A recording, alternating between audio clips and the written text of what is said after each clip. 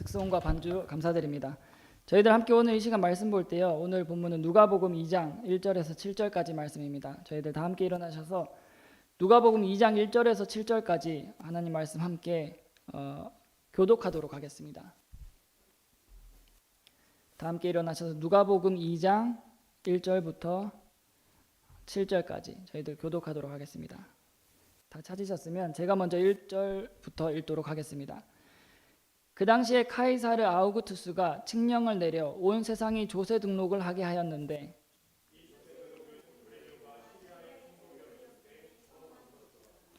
모든 사람들이 조세 등록을 하러 저마다 자기 도시로 가매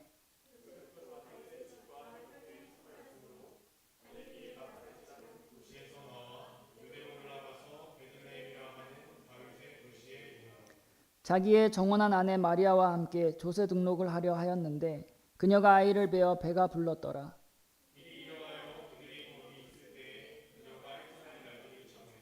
네, 오늘 핵심이 되는 구절은 7절인데요. 다 함께 7절 읽도록 하겠습니다. 시작. 그녀가 자기 맏아들을 낳아 쌈에는 천으로 싸서 구유에 뉘었으니 이는 여관에 그들을 위한 방이 없었기 때문이더라. 제가 다시 한번 7절 읽겠습니다. 그녀가 자기 맏아들을 낳아 쌈에는 천으로 싸서 구유에 뉘었으니 이는 여관에 그들을 위한 방이 없었기 때문이더라. 함께 말씀을 위해서 기도하겠습니다. 하나님 아버지, 이 시간에 하나님의 말씀을 들고 하나님의 말씀을 선포하기를 원합니다. 이 시간 하나님께서 큰 능력으로 함께해 주셔서 담대함을 주시고 또 온전히 하나님의 말씀만이 증거될 수 있도록 역사해 주시기를 간구합니다. 그래서 이 말씀이 듣는 모든 사람들의 마음밭에 뿌려져서 이것이 잘 심어지고 또 열매를 맺을 수 있도록 주님 역사해 주옵소서. 이 시간 함께해 주시기를 간구할 때 예수님의 이름으로 기도드렸습니다. 아멘.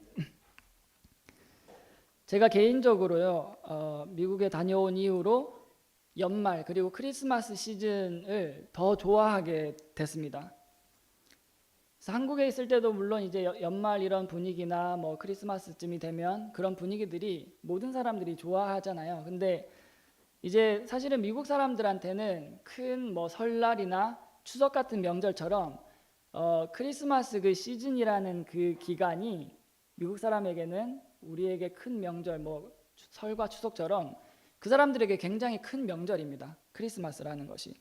그래서 이제 그곳에 가면 집집마다 이제 크리스마스 라이트 그래서 불로 막 조명으로 이렇게 꾸며놓고요.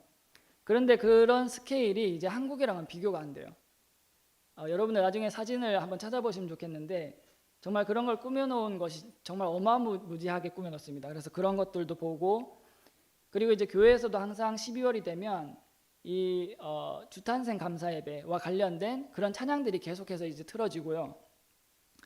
그리고 이제 겨울이다 보니까 추운데 추위 속에 이제 그런 뭐 불빛이나 이런 것들을 들었을 때 느끼는 저희가 따뜻함이 있잖아요. 그래서 그런 것들도 이제 있고 우리가 또 그 시기가 되면 사람들이 선물을 나누기도 하잖아요. 그래서 이러한 여러 가지들을 이제 보고 경험하고 느끼면서 더 이 시즌이 참 개인적으로 좋아지는 그러한 기회가 됐습니다. 그래서 여러 가지 많은 추억들도 있고요.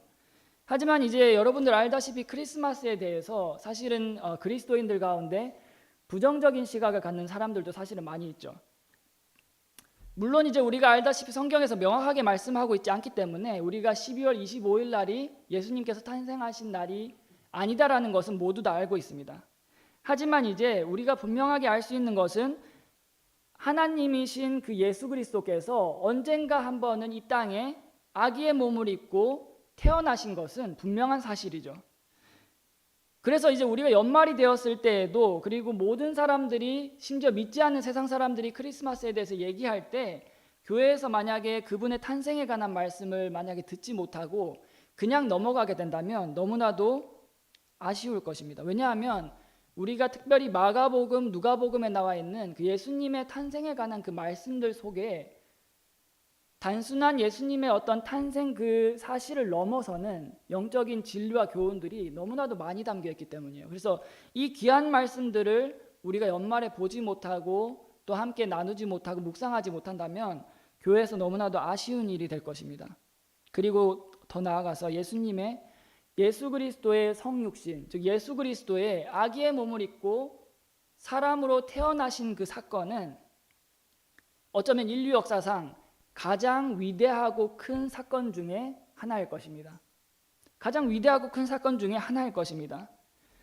여러분 한번 이 시간에 한번 생각해 보기를 원합니다. 함께 하나님께서 곧 예수 그리스도께서 이제 곧 하나님이시잖아요. 그 하나님께서 보잘것없는 그 사람의 몸을 입고 이 땅에 오신 사건입니다.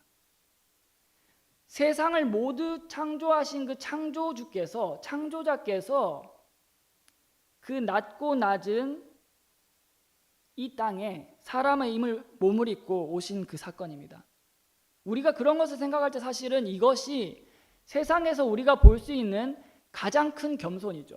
가장 큰 겸손입니다. 하나님께서 그 낮은 땅에 사람의 몸을 입고 우리를 위해 오셨다는 것은 우리가 흔히 겸손을 말할 때 비천한 사람이 비천하게 되는 것을 겸손이라고 부르지 않죠.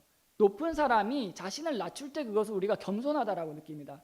그런데 가장 높으신 하나님께서 가장 낮은 곳에 오신 이 사건은 우리가 볼 수 있는 가장 큰 겸손을 볼 수 있는 사건인 것이죠. 우리들 사람의 머리로 아무리 이해하려고 해도 도저히 이해할 수 없는 그러한 사건이 바로 예수님께서 이 땅에 오신 사건입니다. 우리가 찬양해도 저 높고 높은 별을 넘어 이 낮고 낮은 땅 위에 하나님과 함께 그 영광을 누리시던 하늘에 계신 그 하나님께서 모든 그 높은 우주와 별들과 그러한 우주를 넘어서서 하늘을 넘어서서 이 낮은 땅에 그 하나님께서 오신 사건이 바로 예수 그리스도의 탄생에 관한 사건이기 때문에 이것은 인류 역사상 사실은 가장 큰 위대한 사건 중에 하나인 것입니다. 우리가 이제 예수님의 탄생에 대해서 그 말씀들을 볼 때 예수님의 이름들이 나옵니다. 그래서 하나님께서 천사를 통해서 예수님이 태어나시기 전에 그의 이름을 예수라고 하라고 말씀하셨죠. 왜냐하면 그 예수님이라는 분의 그 이름에서 우리가 알 수 있듯이 그분께서 자기 백성들을 그들의 죄들에서 구원할 분이시기 때문에요. 그리고 마태복음 1장 23절에서 더 나아가서 이렇게 말씀합니다. 그분의 이름이 임마누엘이라 불리리라. 그 말을 우리가 해석하면 사람들과 함께 계시는, 우리와 함께 계시는 하나님이시라 라고 말씀합니다. 만약에 예수 그리스도께서, 그 하나님께서 이 땅에 사람의 몸을 입고 오시지 않았더라면 우리에게는 희망이 없는 것이죠. 우리에게는 희망이 없는 것입니다. 그런데 우리가 이러한 것들을 생각할 때 그 하나님께서 이 땅에 오신 것을, 그 위대한 분께서 낮은 사람의 몸을 입고 겸손함으로 이 땅에 오신 것을 생각할 때 사실 그분께서 이 땅에 오셨을 때 세상은 그분을 환대하지 않았습니다. 우리가 생각했던 것과 달리 세상은 그분을 환영하지 않았고, 세상은 그분을 환대하지 않았고, 세상은 그분을 즐겁게 반가이 맞이하지 않았습니다. 그리고 그분께서 사역하실 때 이스라엘 백성들은, 이 땅의 세상 사람들은 그분께 어떻게 했습니까? 이스라엘 백성들은 사실 그 예수 그리스도를 하나님이신, 자신들의 하나님이신 그 예수 그리스도를 배척했고 그분을 거절했고, 더 나아가서 그분을 사실은 가는 곳마다 죽이기를 원했고, 그리고 결국에는 그분을 십자가에 못 박아 죽이게 됐죠. 그 높으신 하나님께서 사람의 몸을 이 땅에 입고 오셨는데 그분의 백성들이 그분을 십자가에 못 박아 죽이는 것을 하나님께서 그 모습을 지켜봤을 때 그 하나님의 마음이 어떠했을까 하는 것입니다. 그분의 마음이 어떠했을까? 우리가 오늘 함께 본문을 읽었는데요. 함께 이 본문을 읽었을 때 이 본문은 예수 그리스도께서 태어나시는 그 장면, 배경입니다. 그런데 우리가 이제 유대인들이 그분을 배척하고 십자가에 못 박아 죽이는 것까지 우리가 이제 알고 있듯이 사실은 그 시작, 그 처음부터 사람들은 예수 그리스도를 반기지 않았던 것을 우리가 보게 됩니다. 우리가 오늘 1절부터 7절까지 본문을 함께 읽었는데 그분께서 처음에 오셨던, 그 처음 태어났던 그분의 생일이었던 그분의 탄생의 그 순간에, 그 처음부터 세상은 그분을 반기지 않았습니다.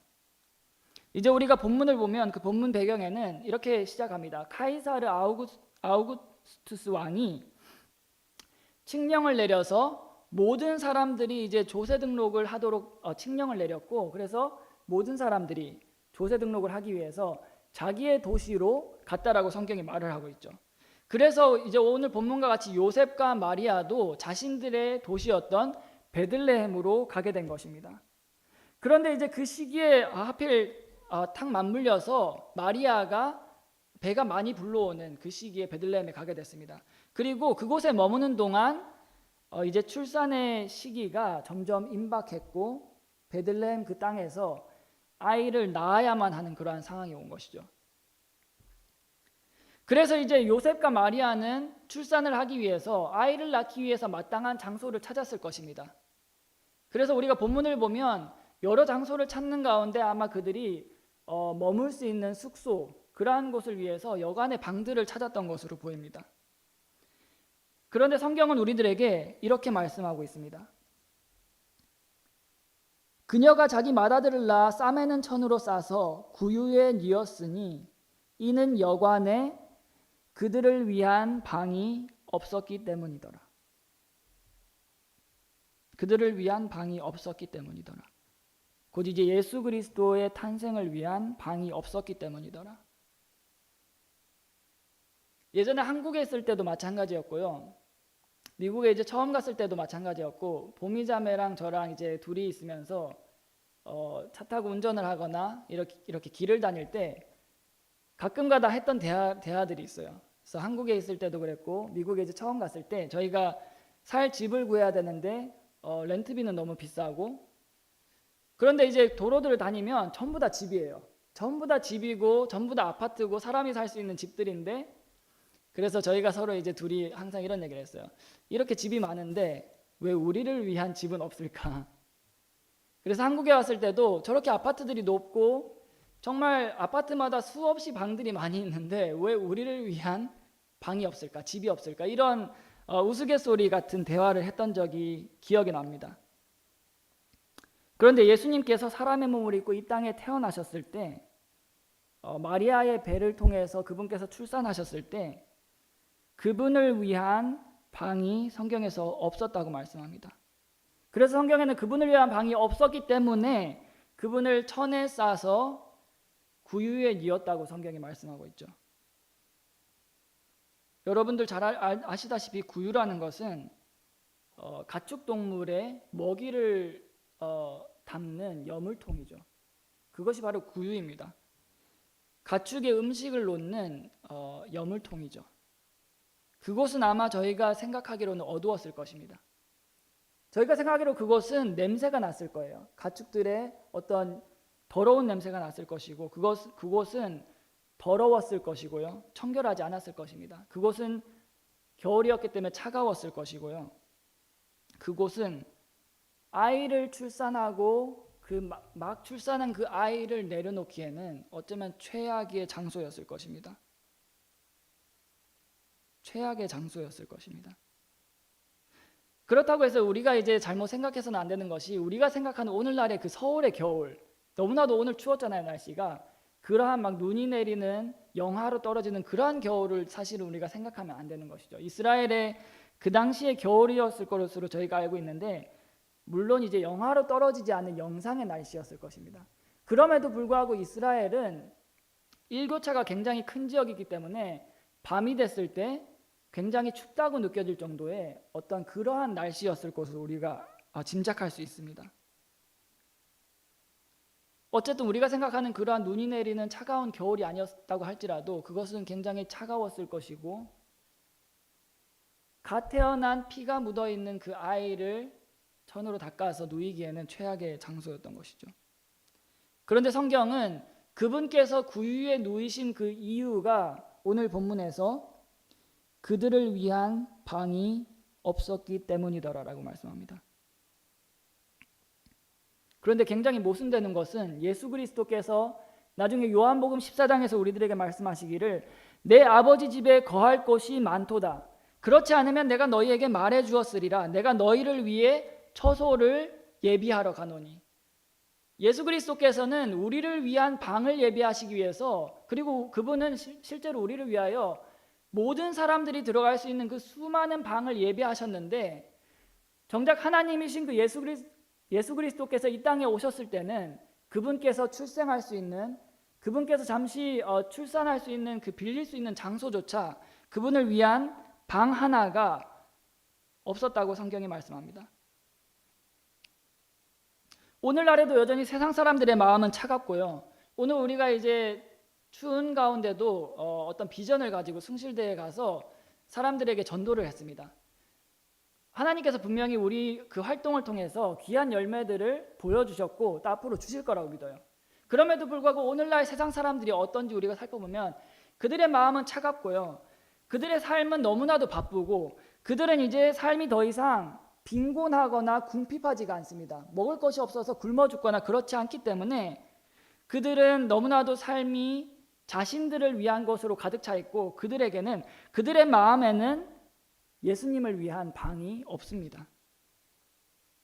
오늘 본문에서요, 그들을 위한 방이 없었기 때문이다라고 말씀하는데요, 반대로 생각해 보면 그러면 다른 사람들을 위한 방은 있었다는 말이겠죠.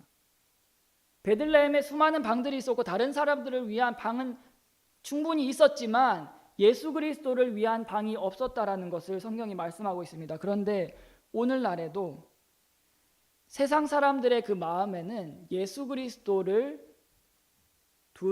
그분을 모실 방이 없는 것입니다.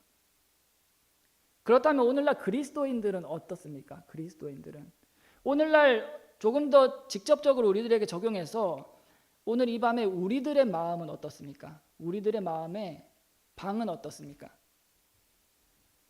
우리들의 마음에 사실은 방이 있죠. 성경은 우리들의 몸을 성전이라고 말씀했습니다. 하나님께서 거하시는 장소가 우리의 몸인 것이죠. 그래서 우리의 마음 안에는 방이 있습니다. 그런데 중요한 것은 오늘 이 저녁에 우리 이 마음 가운데에 예수 그리스도께서 함께 하실 충분한 방이 있는지를 여러분들에게 질문하는 것입니다. 아니면 우리들의 마음의 방에 소셜미디어, SNS 이런 것들이 가득 차 있지는 않습니까? 혹은 세상의 즐거움들로 가득 차 있지는 않습니까? 혹은 돈이나 명예, 재물 같은 것으로 가득 차 있지는 않습니까? 혹은 세상에 즐길 많은 것들로 인해서 쾌락 가운데 내 방이 가득 차 있지는 않습니까? 혹은 나 자신을 위한 것들로 나의 마음이 가득 차 있지는 않습니까? 그런데 성경에서요, 하나님을 위한 그 마음의 방이 충분히 많았던 사람들이 성경에 등장합니다. 주일에 목사님께서 설교를 통해서 말씀해 주셨었는데 그 하나님의 마음에 맞았던 사람 다윗의 마음에는 하나님을 위한 방이 있었습니다. 그가 어느 날 자기가 머무는 그 집을 보고 하나님의 그 성막을 살펴볼 때 나는 이 좋은 백향목 집에 머물고 거하는데 하나님은 초라한 그 텐트 성막 안에 그 하나님의 궤가 머문다. 내가 그분을 위해 집을 건축하겠다 라고 그가 마음을 먹었습니다. 다윗의 마음에는, 다윗의 그 마음 가운데 그의 방에는 하나님을 위한 공간이 있었습니다. 그는 하나님을 위한 집을 짓기를 원했습니다. 또한 우리 본문에서 보다시피 마리아와 요셉이 등장하는데 마리아의 마음에도 예수님을 위한 방이 있었습니다. 성경에 보면 마리아가 아직 처녀였을 때, 정혼한 그 사이였을 때, 남자를 알지 못했을 때 천사가 나타나서 내가 아들을 낳을 것이라고 말했습니다. 그녀가 처음에는 이제 놀랐고 그 사실을 믿지 못했지만 나중에는 그 하나님의 말씀을 자기 마음에 간직하는 것을 보게 되는데 이 마리아를 통해서 우리가 알 수 있는 것 또한 마리아가 아직 정혼한 처녀라고 할지라도 사람들이 그 법에 어긋나는 내가 임신을 했을 때 나를 죽이려 할 수 있을지라도 가족들조차 나를 이상하게 여기고 나를 의심할 수 있을지라도 마리아는 그 마리아 마음속에 예수 그리스도를 위한, 예수 그리스도를 모실 방이 있었습니다. 그리고 실제로 예수님의 그 몸을 자신의 몸 수태하는 그 자신의 몸 안의 방에 그분을 모셨었죠. 요셉 또한 우리가 성경을 보면 처음에 이제 그녀를 조용히 끊으려고 했지만 천사를 통해서 그가 하나님의 말씀을 듣고 예수 그리스도를 맞이할 그 마음에 방이 있었습니다. 또한 성경에 보니까요, 오늘 그 본문 후반부에 보면 목자들도 그분을 위한 방이 그들의 마음속에 있었고요, 동쪽의 지혜자들도 그분께 찾아와서 그분께 황금과 유향과 몰약을 하나님께 드리는 것을 보게 됩니다. 그래서 여러분들에게 다시 한번, 그리고 제 자신에게 이 시간 질문하기를 원합니다. 이 저녁에, 이 밤에 우리 마음속에 그분을 위한 방이 존재합니까? 우리 마음에 그분을 위한 방이 필요한 것입니다. 저는 지금 이제 구원에 대해서 말씀드리고 있는 것이 아니죠, 여러분에게. 성령님께서 우리에게 오신 이후에 그분께서 우리를 결코 떠나시지 않지만 구원받은 그리스도인들도 그들의 마음에도 여전히 예수님을 위한 방이 없을 수 있습니다. 우리가 요한계시록의 7교회에게 보내졌던 그 편지를 생각할 때요, 라오디게아 교회에 대한 편지의 그 마지막에 성경에서 이렇게 말씀합니다. 보라, 내가 문 앞에 서서 두드리노니 누구든지 내 음성을 듣고 문을 열면 내가 그에게 들어가 그와 함께 만찬을 먹고 그는 나와 함께 먹으리라. 라오디게아 교회에게 쓰여졌던 편지였습니다. 그들은 그리스도인들이었고요, 그들은 믿는 사람들이었고, 그럼에도 불구하고 라오디게아 교회에게 예수 그리스도께서 말씀하시기를 내가 문 앞에 서서 두드리노니 너희가 문을 열면 내가 들어간다라고 말씀하고 있습니다. 성경에서는 라오디게아 교회에 대해서 차갑지도 않고 뜨겁지도 않은 미지근한 교회라고 말씀했고, 그것을 이와 같으면 내가 토해버리겠다라고 성경에서 말씀했습니다. 그리고 라오디게아 교회에게 예수님께서 말씀하시기를 내가 문 밖에 서서 문을 두드리면이라고 말씀하시는 겁니다. 여전히 그리스도인들에게, 여전히 믿는 사람들에게도 우리 마음 가운데 예수님을 위한 방이 없을 수가 있다는 것이죠. 우리는 이 연말에 어쩌면 가장 바쁘고 분주하고 교회에 이제 여러 가지 행사들이 있고 개인적인 여러 가지 행사들이나 많은 일들이 있을 수 있고요. 그리고 이 연말의 좋은 분위기 속에서 우리가 밖에 나가면 캐롤도 듣고, 그리고 여러 가지 뭐 트리 같은 장식들도 보고, 이 따뜻한 연말, 어쩌면 크리스마스, 세상 사람들이 즐기는 그 크리스마스 분위기 속에서 우리가 오늘 이 시간에 조용히 생각해야 할 부분은, 그러한 분위기 속에서 과연 나의 마음 속에 이러한 시즌의 주인공이신 예수 그리스도를 위한 그 방이 내 마음 속에 오늘 이 밤에 있는가를 질문해야 한다는 것입니다. 그런데 우리가 성경을 보면요, 마태복음에서 예수 그리스도께서 이 땅에 태어나셨을 때 헤롯은 여러 가지 성경 사람들에서 그분을 위해서 맞이하고 그분을 위해 방을 마련하고, 그러한 사람들과 정반대로 헤롯 그 왕은 예수님을 없애기를 원했습니다. 예수 그리스도를 죽이기를 원했습니다. 그리고 오늘날에도 여전히 사탄은, 오늘날에도 마귀는 여전히 우리들의 마음속에 예수 그리스도를 위한 그 방을 없애기를 원합니다.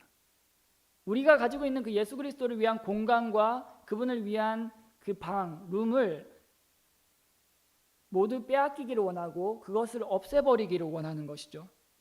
우리의 마음이 세상의 것들로 모두 가득 차서 더 이상 예수님을 둘 공간이 없어지기를 사탄은 원하는 것입니다.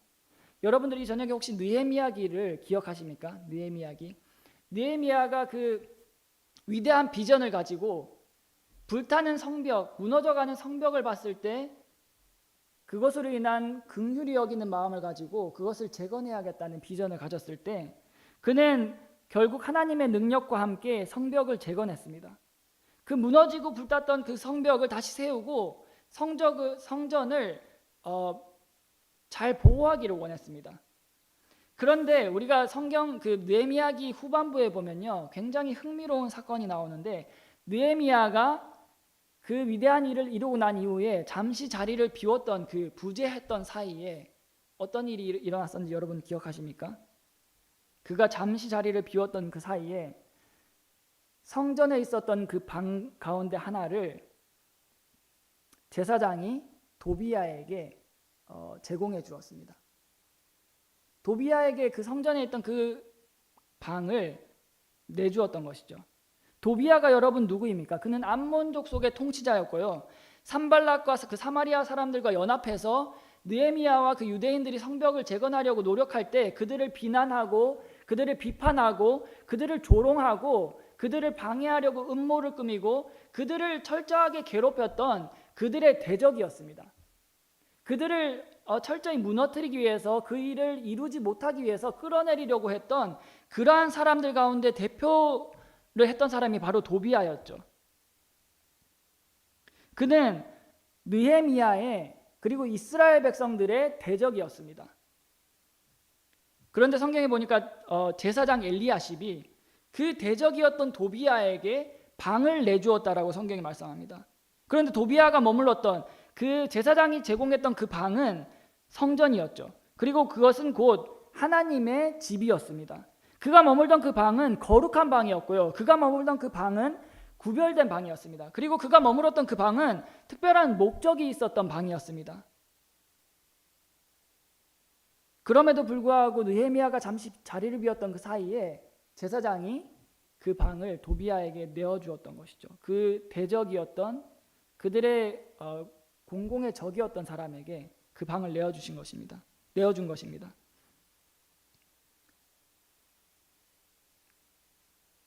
우리도 때로는 우리 마음 가운데 예수님을 위한 방은 너무나도 작거나 그분을 위한 방은 없지만 이와 같이 세상을 위해서 예수 그리스도의 대적을 위해서 우리의 방들을 때로는 내어줄 수 있습니다.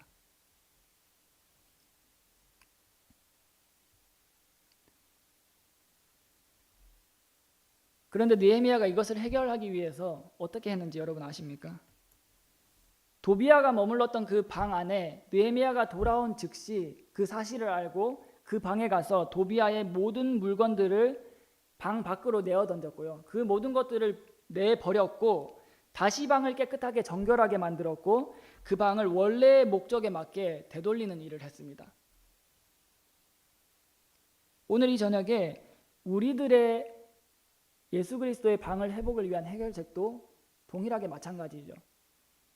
만약에 이 저녁에 우리들의 마음 가운데 저와 여러분의 그 마음 가운데 이 연말 속에서 어쩌면 세상의 일에 치여서 너무나도 바빠서 정작 나의 구원자이신 예수 그리스도를 위한 그 공간이 너무나도 작았다면 그 공간이 너무나도 협소했다면 그 공간을 다시 원래의 목적에 맞게 회복하기 위해서 우리가 해야 하는 일은 느헤미야가 했던 것과 동일합니다.